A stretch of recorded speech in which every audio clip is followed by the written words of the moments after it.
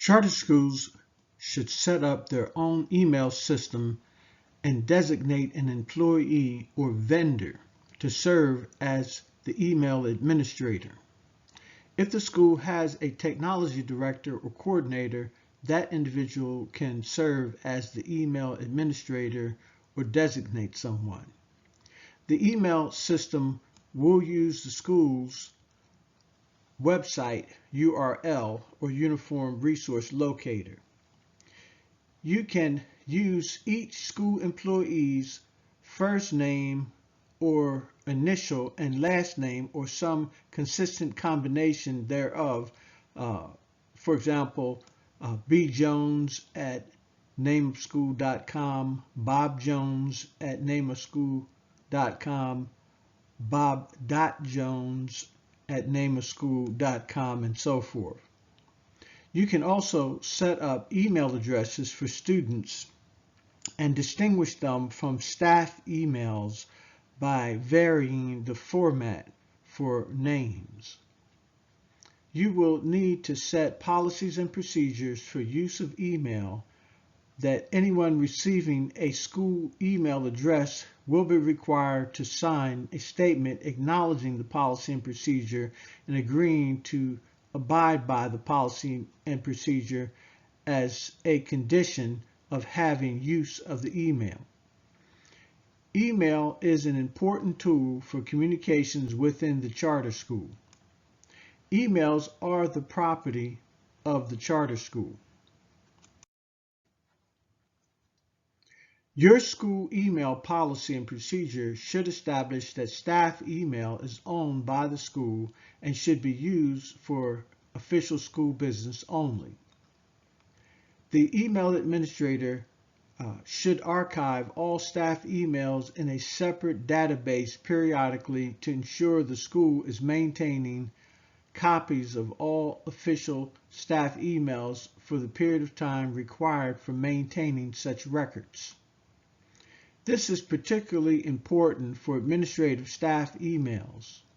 Students' emails should be managed in a similar fashion. Staff emails are likely subject to the public records laws that are applicable to public charter schools. It is prudent to provide training to your staff on the use of email and keeping personal and professional emails separate. Making personal emails in the school's email system subject those emails to public inspection. Email records could play a significant role in potential future legal disputes. Staff training on use of emails must inform staff not to use their personal emails for school business. Using their personal emails for school business could subject their personal emails to governmental inspection. Therefore, staff should avoid use of personal emails for public charter school use. Teachers and school administration should use the school's email system when communicating with parents. Title I may require disclosure of teacher qualifications or evidence of the notices and communications to parents.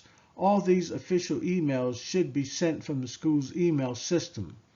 If a staff member is terminated, resigns, or leaves the school for any reason, their email account should be immediately locked and the files archived. The Charter School Board of Directors must establish its policy and procedure for student emails.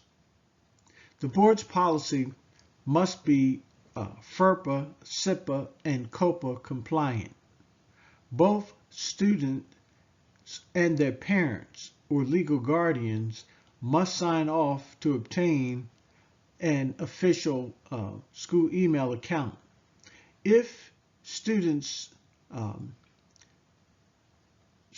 should have no expectation of privacy in their school email account. Both students and parents should be informed of this and required to acknowledge the same as a condition precedent to obtaining a school email account. The charter school board of directors should determine how it will protect the privacy of students and students' parents. Email is one of those issues that the board should give special attention in setting it up so as to eliminate problems later.